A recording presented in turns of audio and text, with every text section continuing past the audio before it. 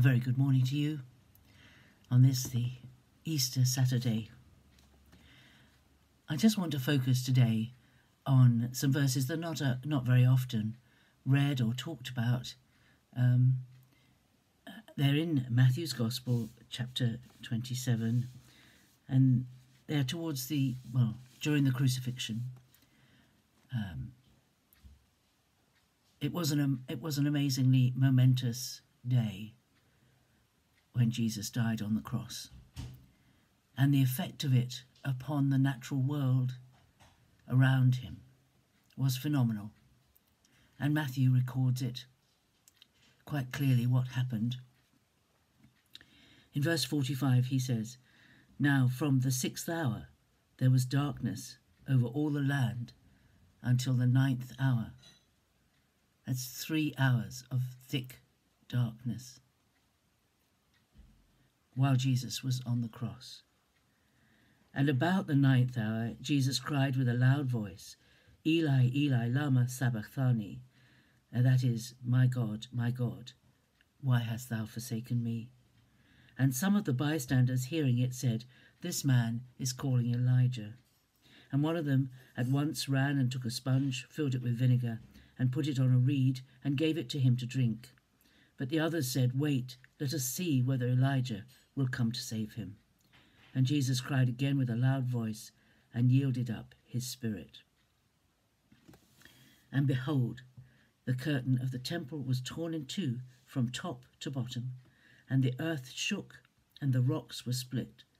The tombs also were opened, and many bodies of the saints who had fallen asleep were raised.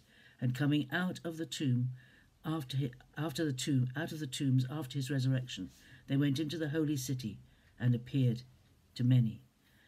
And when the centurion and those who were with him, keeping watch over Jesus, saw the earthquake and what took place, they were filled with awe and said, "Truly this was the Son of God." So it was this period on the cross. Thick darkness for 3 hours, and then the moment when Jesus yielded his spirit and died. And at that very moment, the curtain in the temple torn in two, and an earthquake, and the rocks split, and tombs opened, and people being resurrected. In Amos, chapter 8, there's 2 verses there. Let me read you these verses. "And on that day, says the Lord God, I will make the sun go down at noon and darken the earth in broad daylight. I will turn your feasts into mourning and all your songs into lamentation. I will bring sackcloth upon all loins and baldness on every head. I will make it like the morning for an only son, and the end of it like a bitter day." Amos foretold the darkness that would happen when Jesus died. That darkness, why did it go dark? Why did it go dark? I believe it went dark because Jesus, whose life was the light of the world, as John says in John 1, Jesus, whose life was the light of the world, was being extinguished, and darkness came. Now we think the source of light is the sun. But if you read Genesis 1, God created the light first of all, long before he created the sun and the moon and the stars. God, Jesus, is the source of light, not the sun. And when that light in Jesus, the light of Jesus, was being extinguished, it became dark, thick darkness, really thick darkness for 3 hours.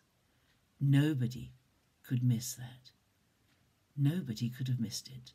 It was phenomenal. In the middle of the day, it wasn't a short eclipse of a few minutes. It was thick darkness because the light had disappeared. Testimony to who Jesus is. And then the curtain in the temple torn, and the earthquake, and the tombs opening, and those saints of old raised to life. Coming out of the tombs, they were alive, but they didn't move until Jesus rose from the dead. He was the first to rise, and they rose with him and walked about. What an amazing thing. What an amazing thing. Do you know why? Because when Jesus died, he destroyed death forever. He changed death so that Paul could say, "Oh, death, where is your sting?" It's gone. The sting of death is gone because the resurrection has happened and the Lord of life has destroyed death forever. We will see the complete fulfillment of that when we get to glory, when there will be no more death, no more dying, no more pain, no more sickness, no more tears. But here we have the first evidence of it, that when Jesus died, he destroyed death. He changed death forever. This is amazing. Death that came into the world when Adam and Eve sinned, taken out of the world when the second Adam perfected his life and gave his life a ransom for many. These wonderful events we celebrate. Give thanks to God for all that Jesus did, for all these words written down for us to tell us what it meant when Jesus died on the cross. When he died on the cross, when he suffered, his light was extinguished and the world became dark for 3 hours. And then, when he died, he gave up his life. He was not killed by the Jews. He was not killed by Pilate or the Roman soldiers. He was crucified, but he gave up his life. As he said in John 10, the Good Shepherd lays down his life for his sheep.